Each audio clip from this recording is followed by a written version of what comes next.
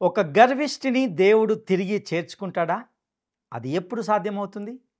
దేవుణ్ణి గణపరచని వ్యక్తి జీవితం ఎలా ఉంటుంది? ఈ విషయాలను పరిశీలిద్దాం.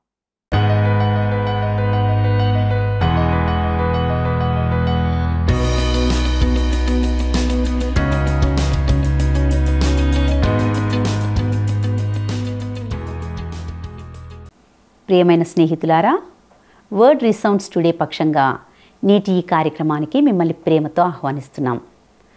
మీరు మీ యొక్క కుటుంబాలు దేవుని యందు ఆనందిస్తూ సంతోషంగా అర్థవంతంగా జీవిస్తున్నారని తలుస్తున్నాం. ఈ క్రమబద్ధమైన అధ్యయనాలు మీ జీవితాలకు అన్వయించుకుంటున్నారని ఆశిస్తున్నాం.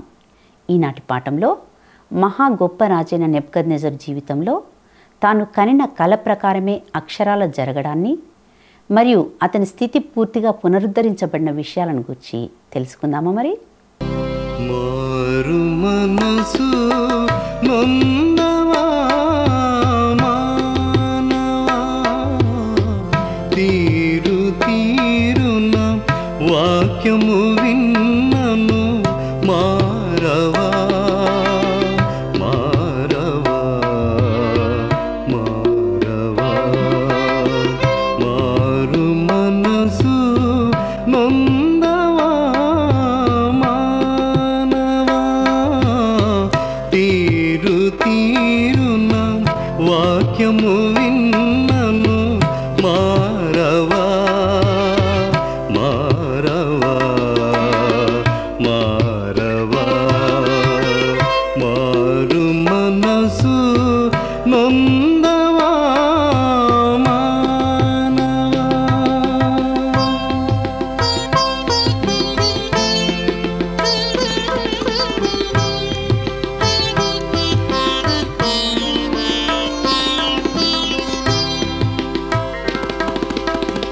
దేవుడు నీకై నరునిగా మారెన్, చావుకు సైతం ఓర్మి చూపెనుగా.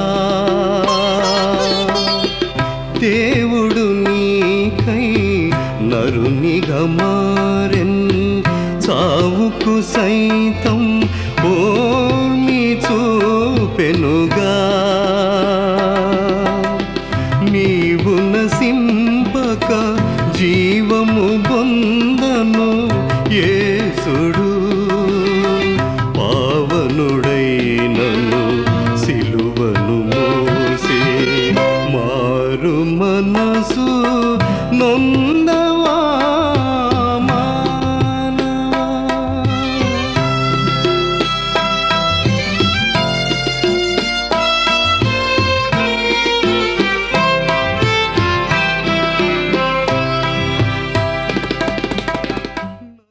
క్రీస్తునందు ప్రియమైన ప్రేమధార టీవీ వీక్షకులందరికీ మన ప్రభువును రక్షకుడైన యేసుక్రీస్తు పవిత్రమైన నామంలో ప్రేమధార కార్యక్రమాలను క్రమంగా వీక్షిస్తున్న ప్రతి ఒక్కరికి శుభములు తెలియజేస్తున్నాం. దానియేలు గ్రంథ ధ్యానాలు మీ ఆధ్యాత్మిక జీవితాలకు ఆశీర్వాదకరంగా ఉన్నాయని భావిస్తున్నాం. ఇక నేటి ఈ పాఠంలో మనము దానియేలు గ్రంథము 4వ అధ్యాయము 28 నుండి 5వ అధ్యాయము 4వ వచనం వరకు ధ్యానించుకోబోతున్నాం. ముందుగా దానియేలు గ్రంథము 4వ అధ్యాయము 28 నుండి 30 వచనాల వరకు గమనిద్దాం. పైన చెప్పినదంతయు రాజగు నెబుకద్నెజరునకు సంభవించెను. 12 నెలలు గడిచిన పిమ్మట అతడు తన రాజధానియగు బబులోనులోని నగరునందు సంచరించుచుండగా రాజు, బబులోనను ఈ మహావిశాల పట్టణము నా బలాధికారమును నా ప్రభావ ఘనతను కనపరచుటకై నా రాజధాని నగరముగా నేను కట్టించినది కాదా అని తనలో తాను అనుకొనెను. నెబుకద్నెజరు దానియేలు హెచ్చరికను ఏమాత్రము పట్టించుకోలేదు. తీర్పు వచ్చే ముందు 1 సంవత్సరము కృపాకాలము గడిచింది. దేవుడు ఎంతో సహనంతో ఉన్నాడు. కానీ ఆయన కృప మరియు దీర్ఘశాంతము దుష్టులకు అర్థం కాదనే విషయము ప్రసంగి గ్రంథము 8వ అధ్యాయము 11వ వచనంలో స్పష్టంగా చూడవచ్చు. అక్కడ ఈ విధంగా చెప్పబడింది: దుష్క్రియకు తగిన శిక్ష శీఘ్రముగా కలగకపోవుట చూచి మనుషులు భయమును విడిచి హృదయపూర్వకంగా దుష్క్రియలు చేయుదురు. ఇక్కడ రాజు విచ్ఛిన్నమైపోయే స్థితిలో ఉన్నాడు. అతడు దేవుడు ఇప్పటికే తనకు ఇచ్చి ఉన్నానని అతనికి చెప్పిన ఆ గొప్ప రాజ్యాన్ని చుట్టూ చూశాడు. అయినప్పటికీ నెబుకద్నెజరు ఇప్పుడు దేవుడు ఇచ్చిన దానిని నా రాజధాని నగరముగా నేను కట్టించినది కాదా అని అనుకుంటున్నాడు. ప్రియులారా, చిన్న చిన్న సామ్రాజ్యాలను నిర్మించడానికి ప్రయత్నించిన అసంఖ్యాకమైన పురుషులు, స్త్రీలు చరిత్రలో ఉన్నారు. వారు వాటిని గర్వంతో చూశారు. చూడండి నా ప్రియ స్నేహితులారా, మీరు మీ సంఘంలో మీ కొరకు చిన్న సామ్రాజ్యాన్ని నిర్మించడానికి ప్రయత్నించకండి. దానియేలులోని ఈ వాక్యము అనేక సార్లు నాతో నిజంగా మాట్లాడింది. మనం ఒక సామ్రాజ్య నిర్మాత కావడానికి ప్రయత్నించకూడదు. అది దేవుడు మన విషయమై ఉద్దేశించింది కాదు. మన పరిచర్య ప్రజల జీవితాలను నిర్మించడం అవ్వాలి. ఒక గొప్ప సామ్రాజ్యాన్ని నిర్మించడానికి ప్రయత్నించడం కాదు. ఒక గొప్ప అనుభవనీయుడైన దైవ సేవకుడు ఒక యువ ప్రసంగికులతో మాట్లాడడానికి అవకాశం వచ్చినప్పుడల్లా ఇలా చెప్పేవాడు: మీరు ప్రజల జీవితాలను ముందుగా నిర్మించడం ప్రారంభించండి, అప్పుడు ప్రభువు మీకు తాను కోరుకున్నది ఇస్తాడు. ఇక దానియేలు గ్రంథము 4వ అధ్యాయము 31వ వచనం నుండి 33 వచనాల వరకు గమనిద్దాం. రాజు నోట ఈ మాట యుండగా ఆకాశము నుండి ఒక శబ్దం వచ్చెను. ఏదనగా, రాజగు నెబుకద్నెజరు, ఇదే నీకు ప్రకటన. నీ రాజ్యము నీ యొద్ద నుండి తొలగిపోయెను. తమ యొద్ద నుండి మనుషులు నిన్ను తరిమెదరు. నీవు అడవి జంతువుల మధ్య నివాసము చేయుచు పశువుల వలె గడ్డి మేసెదవు. సర్వోన్నతుడగు దేవుడు మానవుల రాజ్యము పైన అధికారి అయ్యుండి తానెవనికి దాని అనుగ్రహింప నిశ్చయించునో వానికి అనుగ్రహించునని నీవు తెలుసుకొని వరకు 7 కాలములు నీకీలాగు జరుగునని చెప్పాను. ఆ గడియలోనే అలాగున నెబుకద్నెజరునకు సంభవించెను. మానవులలో నుండి అతని తరిమిరి, అతడు పశువుల వలె గడ్డి మేసెను. ఆకాశపు మంచు అతని దేహమును తడపగా అతని తల వెంట్రుకలు పక్షిరాజు రెక్కల ఈకల వంటివియు, అతని గోళ్ళు పక్షుల గోళ్ళ వంటివియు ఆయను. ప్రియులారా, నెబుకద్నెజరు రాజభవనం నుండి అడవిలో జీవించడానికి వెళ్ళబోతున్నాడు. దేవుడు ఈ మనుషునితో వ్యక్తిగతంగా వ్యవహరిస్తున్నాడు. అతడు సాధారణ స్థితి మరియు ఆలోచన శక్తి నుండి దూరమైన కొద్దీ అతని రాజ్యము అతని నుండి జారిపోతుంది. ఆ కాలంలో వెర్రివారిని లేదా పిచ్చివారిని చికిత్స కోసము ఒక వైద్యశాలలో ఉంచకుండా బయటికి తరిమివేసేవారు. సాధారణ పరిస్థితుల్లో నెబుకద్నెజరు ఎప్పటికీ సింహాసనానికి తిరిగి రాలేకపోయేవాడు. అయినప్పటికీ అతడు తన పాఠం నేర్చుకున్న తర్వాత తాను అలా చేస్తానని దేవుడు వాగ్దానం చేశాడు. నెబుకద్నెజరు జీవితంలోని ఈ సంఘటనను చరిత్ర ధృవీకరిస్తుంది.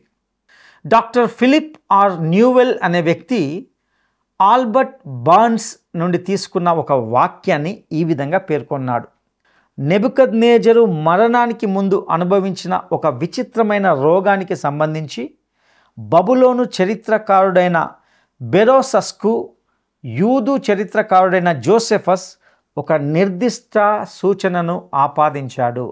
ఇక దానియేలు గ్రంథము 4వ అధ్యాయము 34వ వచనాన్ని మనం గమనిద్దాం.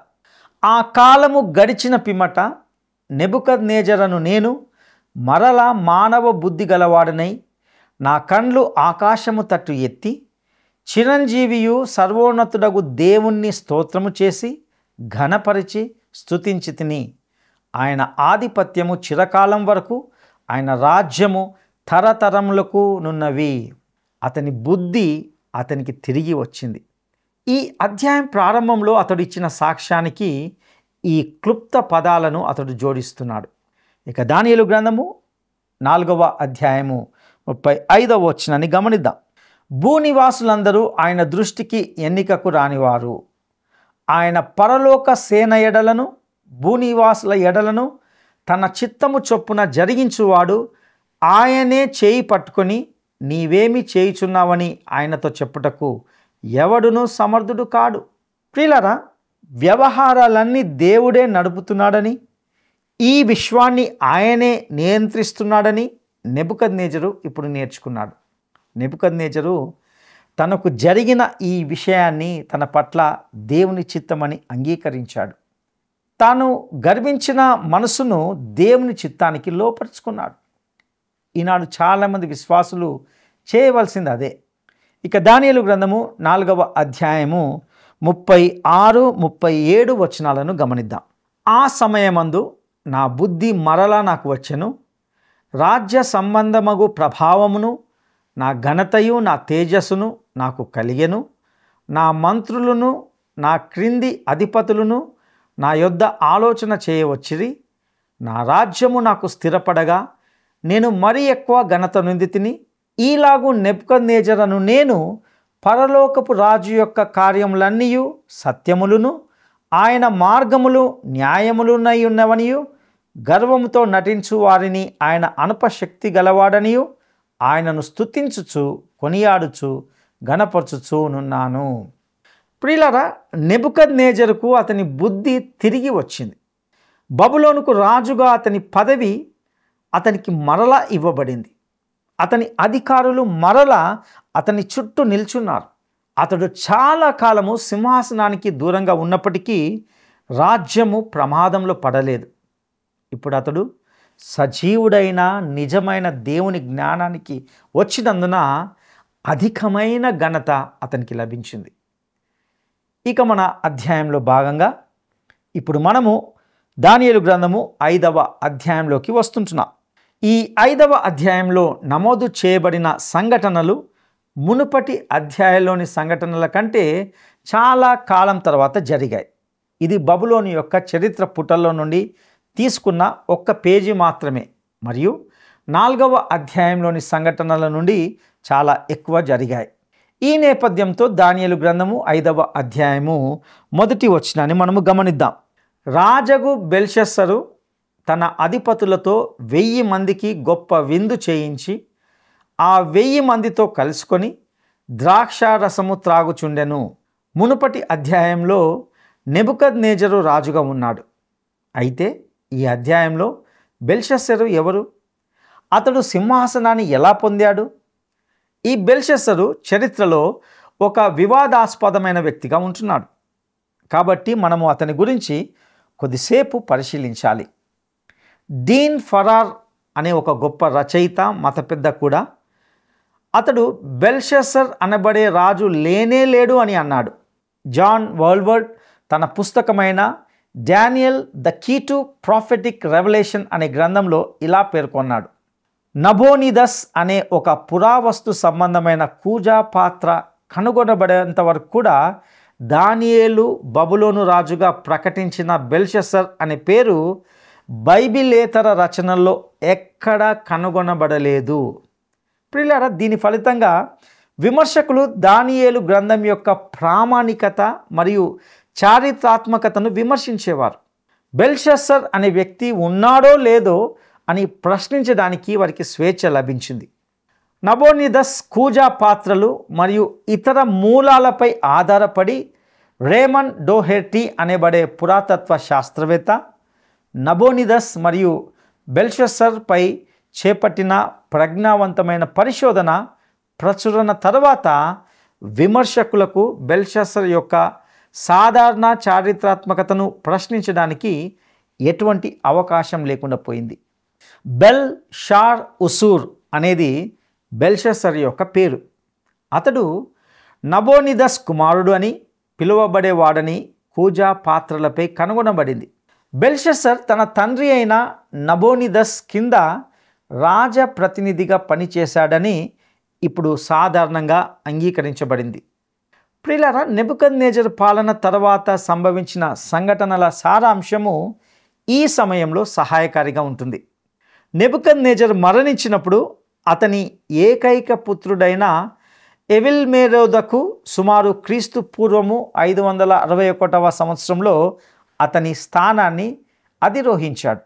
ఈ చరిత్రను 2వ రాజుల గ్రంథము 25వ అధ్యాయము 27వ వచనంలో చూడవచ్చు. ఎవిల్మెరోదకును నెర్గల్ షారేజర్ అనే వ్యక్తి హత్య చేశారు.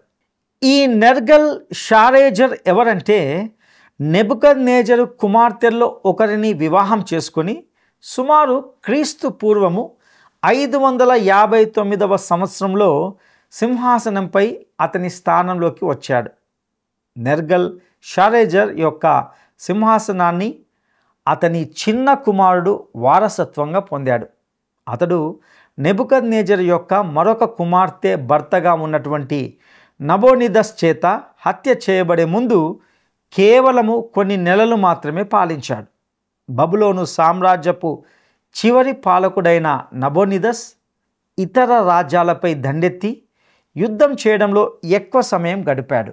మరియు అతని కుమారుడు బెల్షస్సర్ అతని రాజ ప్రతినిధిగా బబులోనులోనే మిగిలిపోయాడు.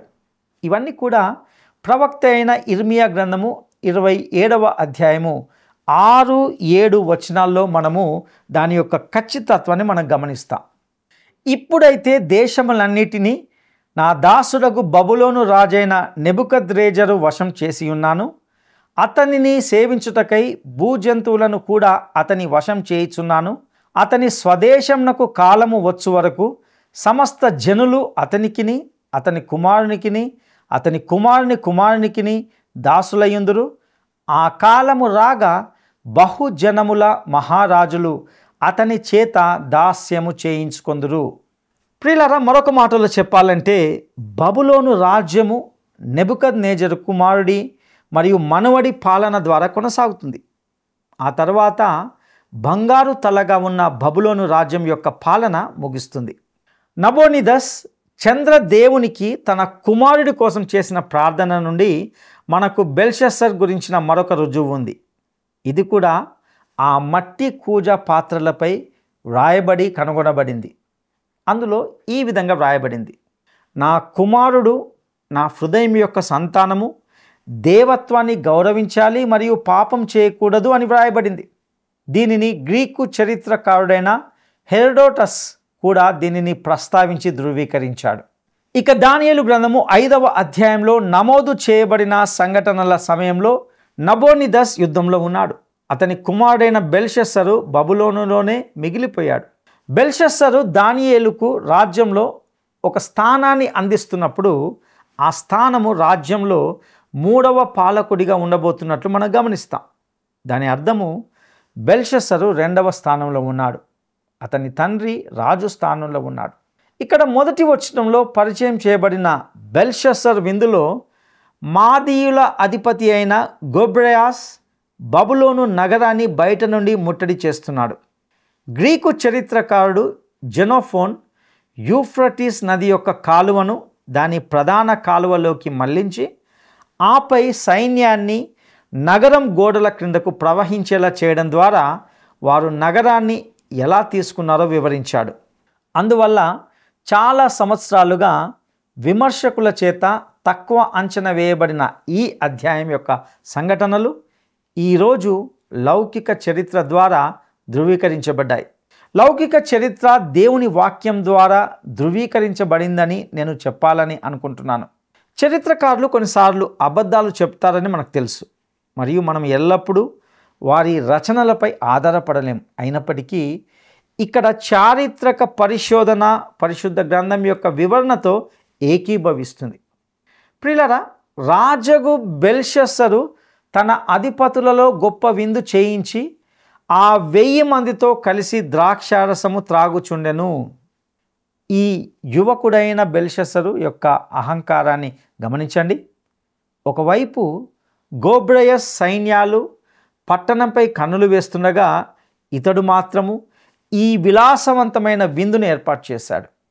బహుశా బబులోను పట్టణంలోకి ఎవరు చొరబడలేరని బెల్షస్సరు భావించి ఉండవచ్చు. ఏదైనా ముట్టడిని తట్టుకోవడానికి నెబుకద్నెజరు దాన్ని నిర్మించాడు. ప్రియులారా, పట్టణపు గోడ వాస్తవానికి 15 మైళ్ళ చతురస్రాకారంగా మరియు ఇటుకలతో నిర్మించబడింది. ఇది 300 అడుగుల ఎత్తు మరియు ఆ గోడల పైన పట్టణము చుట్టూ 4 రథాలు ప్రక్కనే ప్రయాణించడానికి సరిపోయేంత వెడల్పుగా ఉంది. మరొక మాటల్లో లేక మన భాషలో చెప్పాలంటే వారు పట్టణపు పైభాగంలో చుట్టూ ఒక 4 వేను అనగా 4 రహదారులంత స్థలం కలిగి ఉండవచ్చు. అతనికి సంవత్సరాలకు సరిపడేంత ధాన్యము మరియు నీటి సరఫరాలు ఉన్నాయి. వాస్తవానికి యూఫ్రటిస్ నది నుండి వేరు చేయబడిన ఒక కాలువ పట్టణము మధ్యలో నుండి వెళ్ళేది. బెల్షస్సరు విందు బయట ఉన్న శత్రువులను ఎదుర్కోవడానికి కానీ లేదా లోపల ఉన్నవారి మనోబలాన్ని పెంచడానికి కానీ ఉండవచ్చు. ఇది ఒక పెద్ద మందు పార్టీతో ప్రారంభమైందని ఇక్కడ మనకు చెప్పబడింది. నేడు మద్యపానం అనేది బలహీనులైన పురుషులు మరియు స్త్రీలకు తాత్కాలికమైన ఆధారంగా ఉంది. మద్యం అనేది ఇప్పటికీ ప్రపంచమంతటా అత్యంత ప్రధానమైన మాదక ద్రవ్య సమస్యగా ఉంటున్నది.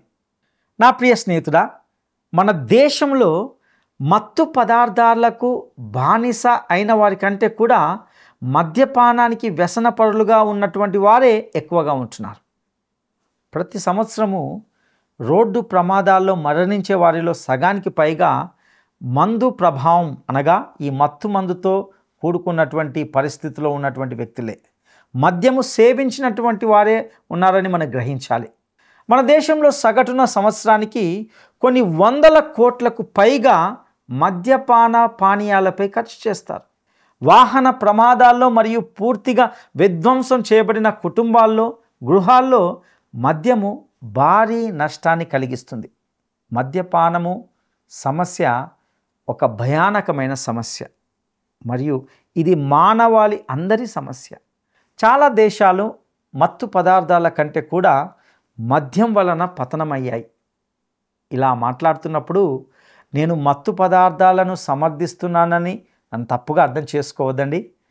మాదక ద్రవ్య సమస్యను పరిష్కరించాలనుకుంటున్న సంస్కరణకర్తలు కూడా మద్యపానాన్ని వదులుకోకపోవడము కొంత కపటంగా అనిపిస్తుంది.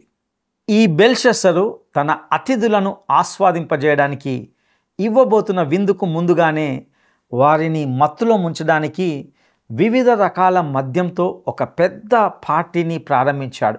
ఇక దానియేలు గ్రంథము 5వ అధ్యాయము 2-3 వచనాలను గమనిద్దాం. బెల్షస్సరు ద్రాక్షారసము త్రాగుచుండగా తానును తన అధిపతులను తన రాణులను తన ఉపపత్నులను వాటిలో ద్రాక్షారసము పోసి త్రాగునట్లు తన తండ్రియగు నెబుకద్నెజరు యెరూషలేములోని ఆలయంలో నుండి తెచ్చిన వెండి బంగారు పాత్రలను తెమ్మని ఆజ్ఞ ఇచ్చెను. అందుకు వారు యెరూషలేములోని దేవుని నివాసమగు ఆలయంలో నుండి తీసుకున్న సువర్ణ ఉపకరణములను తెచ్చియుండగా రాజును అతని అధిపతులను అతని రాణులను అతని ఉపపత్నులను వాటిలో ద్రాక్షారసం పోసి త్రాగిరి. ప్రియులారా, ఈ మనిషి బయట ఉన్న శత్రువును ధిక్కరించడం మాత్రమే కాదు, ఇప్పుడు మద్యం ప్రభావంతో అతడు తన తాత ఎప్పటికీ తెగించని ఒక సాహసోపేతమైన పని చేస్తున్నాడు. నెబుకద్నెజరు యెరూషలేమును స్వాధీనపరుచుకున్నప్పుడు అతడు ఒక వృద్ధుడైన దేవుని ఎరగని అన్యదేశపు రాజు. అప్పుడు అతడు యెరూషలేములోని దేవాలయం నుండి ఉపకరణములను తీసుకువచ్చాడు. కానీ అతడు సజీవమైన మరియు నిజమైన దేవుని జ్ఞానానికి వచ్చినప్పుడు అతడు వాటిని దూరంగా దాచి ఉంచాడు. రాజభవనంలోనే పెరుగుతున్న బాలుడిగా బెల్షస్సరుకు అటువైపు వెళ్ళొద్దు, వాటి జోలికి పోవద్దు అని తరచుగా అతనితో చెప్పి ఉండవచ్చు అని నేను భావిస్తున్నాను. అతడు ఎప్పుడు కూడా ఆ ఉపకరణములకు దూరంగా ఉండాల్సి వచ్చేది కావచ్చు. అయితే ఇప్పుడు అతడు వాటిని బయటకు లాగుతున్నాడు మరియు వాటితో తన అతిథులకు సేవ చేయబోతున్నాడు. ఆ ఉపకరణములు ఇకపై పరిశుద్ధమైన ఉపకరణములు కావు. పరిశుద్ధమైనవి అంటే దేవుని వినియోగం కోసము ప్రత్యేకం చేయబడింది. అయినప్పటికీ బెల్షస్సరు ఈ పని ద్వారా దేవుణ్ణి ధిక్కరిస్తున్నాడు మరియు నేటి మనుషులు కూడా తన పనుల ద్వారా దేవుణ్ణి ధిక్కరిస్తున్నారు. అలాంటి సమయంలో దేవుడు అటువంటి వారితో ఎందుకు వ్యవహరించడు అని ఆశ్చర్యపోవడానికి మీరు ప్రేరేపించబడవచ్చు. నా ప్రియ స్నేహితుడా, దేవునికి చాలా సమయం ఉంది. ఆయన అటువంటి వారినందరినీ వారి స్థితిని జాగ్రత్తగా చూసుకుంటాడు. అది ఎలా అంటే ఖచ్చితంగా ఆయన బెల్షస్సరును ఏ విధంగా జాగ్రత్తగా తన అదుపులోకి తీసుకున్నాడో ఆ విధంగానే ఇక తన తాత అయిన నెబుకద్నెజరు దేవుని గూర్చిన జ్ఞానానికి వచ్చి ఆయనను స్తుతించి ఘనపరిచాడని బెల్షస్సరుకు తెలుసు. ఈ మాటను 5వ అధ్యాయము 22వ వచనంలో చూస్తాం. అయినప్పటికీ అతడు ఉద్దేశపూర్వకంగా దేవుని ధిక్కరించి అపవిత్రం చేశాడు. ఇటువంటి వారిని గూర్చి సామెతల గ్రంథము 29వ అధ్యాయము 1వ వచనము తెలియజేస్తున్న మాట ఏమిటంటే, ఎన్నిసార్లు గద్దించినను లోబడని వాడు మరి తిరుగు లేకుండా హఠాత్తుగా నాశనమగును. ప్రియులారా, విందులో ఉన్న ప్రతి ఒక్కరూ ఇప్పుడు మృగపు మదంతో ఉన్నారు. ఇది నిజమైన విలాసవంతమైన మరియు భోగాత్మకమైన దృశ్యం. బెల్షస్సరు యొక్క ఈ విందు గురించి కొంతమంది ప్రసంగికులు ప్రసంగించడాన్ని విన్నాను. వారిలో కొందరు ఈ విందు నేటి కాలంలోని ఒక నైట్ క్లబ్కు వెళ్ళినట్లుగా ఉండేది అంటుంటారు. అయినప్పటికీ పరిశుద్ధ గ్రంథము మనకు అటువంటి వివరాలను ఇవ్వలేదు. ఇక దానియేలు గ్రంథము 5వ అధ్యాయము 4వ వచనాన్ని మనము గమనిద్దాం. వారు బంగారు, వెండి, ఇత్తడి, ఇనుము, కర్ర, రాయి అను వాటితో చేసిన దేవతలను స్తుతించుచు ద్రాక్షారసము త్రాగుచుండగా వారు దేవతల పేరట తిన్నారు, త్రాగారు. బబులోన్లో ఉన్న దేవతలందరి పేరట అలాగున చేయడానికి ఒక రాత్రి కంటే ఎక్కువ సమయం పట్టి ఉండేది. వారు విగ్రహారాధన పేరిట తమ పాపాన్ని కప్పుకున్నారు మరియు మతం పేరిట తమ దైవ దూషణను దాచుకున్నారు.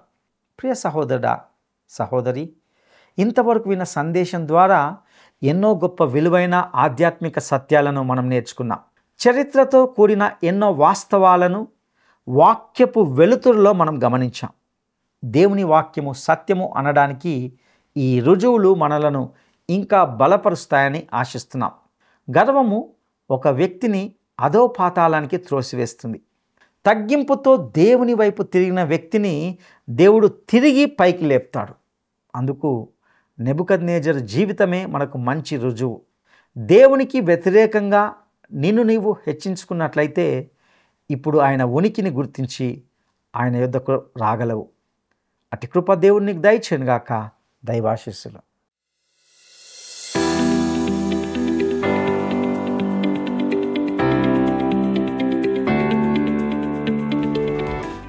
దానియేలు నెబుకద్నెజరును హెచ్చరించిన తరువాత, అనగా తీర్పు వచ్చే ముందు, దేవుడు నెబుకద్నెజరుకు ఎంతకాలము కృపాకాలంగా ఇచ్చాడు. దానియేలు నెబుకద్నెజరును హెచ్చరించిన తరువాత, అనగా తీర్పు వచ్చే ముందు, దేవుడు నెబుకద్నెజరుకు ఎంతకాలము కృపాకాలంగా ఇచ్చాడు. 1 15 మాసములు, 2 10 మాసములు, 3 1 సంవత్సరం. ఈ సందేశం ద్వారా క్రీస్తు యేసునందున్న విశ్వాసులుగా మీరు ఎంతగానో ఆధ్యాత్మికంగా హెచ్చరించబడి ప్రోత్సహించబడి ఉన్నారని నమ్ముచున్నాం. ఇందులో సత్యాలు ప్రస్తుత కాలానికి ఎంతో చక్కగా వర్తించేవిగా ఉన్నాయి. ఈ సందేశాల ద్వారా మనము విశ్వాసంలో స్థిరపడుతూ ఇతరులను బలపరుస్తూ ఉందాం. మరిన్ని లోతైన సత్యాలు తెలుసుకోవడానికి లేక మీ ప్రార్థనా అవసరతలను మాకు తెలియచేయడానికి స్క్రీన్ మీద కనబడే ఫోన్ నంబర్తో మీరు మమ్మల్ని సంప్రదిస్తారు కదూ. దేవుడు మిమ్మును మీ కుటుంబాలను దీవించునుగాక. ఆమెన్. ఈ కార్యక్రమం మీకు నచ్చిందా? అయితే వెంటనే మిస్డ్ కాల్ ఇవ్వండి. బహుమతి పొందే విజేత మీరే కావచ్చు.